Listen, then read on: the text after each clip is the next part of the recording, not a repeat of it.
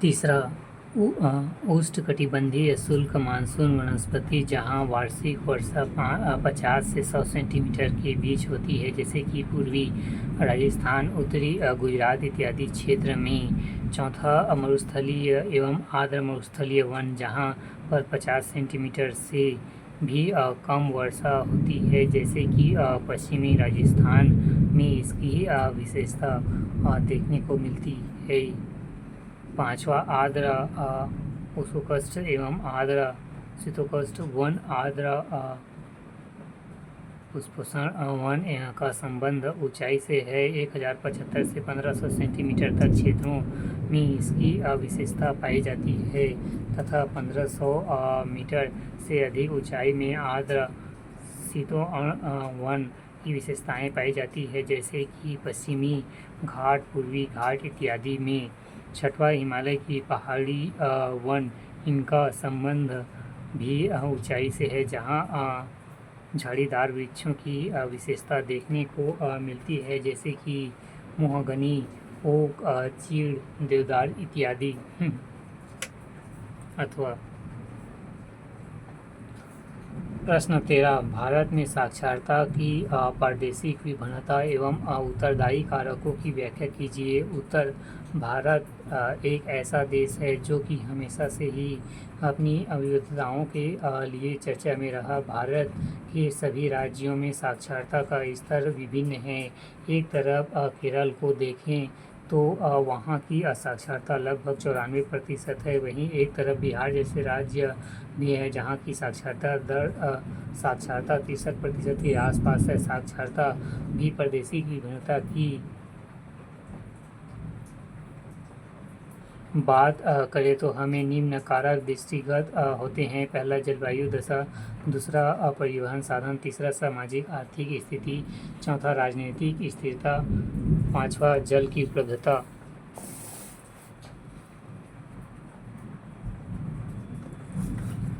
छठवां, खनिज संसाधन की उपलब्धता, सातवां मनोवैज्ञानिक स्थिति।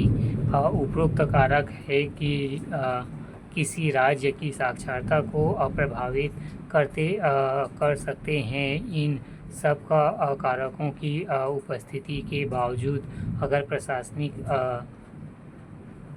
निरंकुशता व्याप्त है तो साक्षरता दर में गिरावट देखी जा सकती है। किसी राज्य की साक्षरता दर का मुख्य कारक तो वहाँ की प्रशासनिक व्यवस्था होती है। अगर शिक्षा के क्षेत्र में आधारभूत संरचना में व्यापक तौर पर बदलाव किए जाए तो निश्चित तौर पर सकारात्मक परिणाम देखा जा सकता है।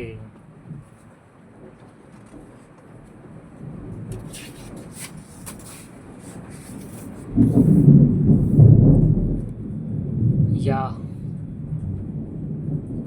भारत में 15 प्रमुख राज्यों में मानव विकास के स्तरों में स्थानिक विभिन्नता देखने को मिलता है। भारत के सभी राज्यों में सर्वाधिक साक्षरता केरल 94%, वहीं मिजोरम द्वितीय स्थान, त्रिपुरा तृतीय स्थान में। इसके विपरीत बिहार, मध्य प्रदेश, उड़ीसा, असम, उत्तर प्रदेश क्रमशः निम्न साक्षरता वाले राज्य हैं, जिनके प्रादेशिक भिन्नता के निम्न कारक है। पहला, जलवायु दशा।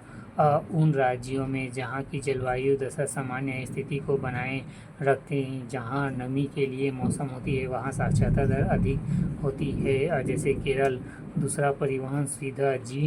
जिस राज्य में परिवहन व्यवस्था सुदृढ़ होती है, वहाँ शिक्षा के लिए आवागमन व संसाधन प्राप्ति अपूर्ण होती है, जो साक्षरता के विकास में सहायक होती है, जैसे कि केरल, गोवा। तीसरा, सामाजिक स्थिति। जिन राज्यों में समाज आधुनिकता को अपनाकर शिक्षा के महत्व को समझता है, वहाँ शिक्षा उन्नत होती है, जैसे कि मिजोरम, केरल, गोवा। फिर चौथा, आर्थिक दशा, गरीबी। साक्षरता की सबसे बड़ी रुकावट होती है। अंततः जिन राज्यों की आर्थिक स्थिति उच्च होती है, वहाँ साक्षरता दर अधिक होती है, जैसे कि गोवा, त्रिपुरा, मिजोरम, केरला। पांचवा, राजनीतिक स्थिरता। जहाँ की सरकार साक्षरता के प्रति जागरूक होती है, वहाँ साक्षरता विकास के लिए योजनाओं को लागू कर शिक्षा के विकास में सहायक सिद्ध होती है, जैसे कि केरल।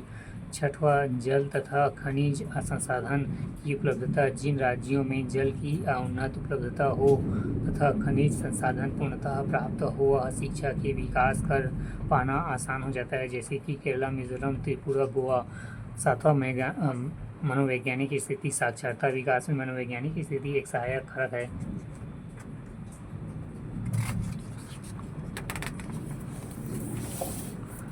छत्तीसगढ़ का भूगोल। Geography of Chhattisgarh. भाग 3, छत्तीसगढ़ का भूगोल। भौतिक विशेषताएं। छत्तीसगढ़ की स्थिति एवं विस्तार। लोकेशन एवं एक्सटेंशन। भूगर्भिक संरचनाएं। Geographical structure. भौतिक विभाग और अपवाह तंत्र। Physical diversion and drawing system. जलवायु, क्लाइमेट एंड मिट्टी, सोल, वनस्पति व वन्य जीव। Vegetations and wildlife. वनों का महत्व। वन्य जीव प्रबंधन। राष्ट्रीय उद्यान एवं अभयारण्य। राज्य की वन नीति एवं वन संरक्षण।